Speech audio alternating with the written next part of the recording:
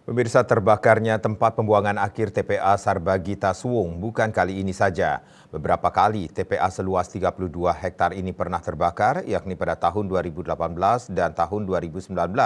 Hanya saja luasan areal yang terbakar tidak sebanyak kejadian Kamis 12 Oktober dan hingga Selasa 17 Oktober 2023 api belum padam.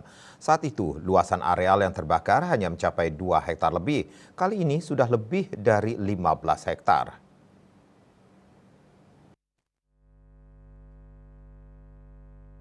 Pengelola TPA Suwung akhirnya menghentikan pengiriman sampah ke TPA ini untuk mempercepat penanganan pemadaman api di lokasi. Wakil Wali Kota Denpasar IKD Agus Aryawibawa mengungkapkan, kebakaran saat ini terus meluas dan terus diupayakan untuk pemadaman. Dampaknya ada pada pembuangan sampah.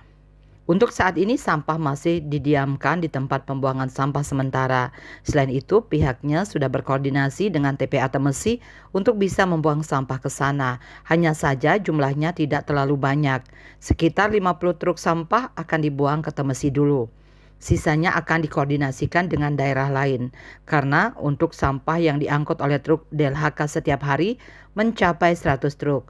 Belum lagi yang diangkut oleh pihak swakelola sampah mandiri. Kepala Dinas Lingkungan Hidup dan Kebersihan DLHK Denpasar, Ide Bagus Putrawibawa mengaku, meski TPA Temesi sempat terbakar namun pengiriman sampah masih bisa dilakukan ke sana. Hanya saja karena jaraknya jauh, kemungkinan ada kendala di pengangkutan yang memerlukan waktu lebih lama. Akibatnya beberapa sampah akan menumpuk. Asmara Putra, Bali Pos.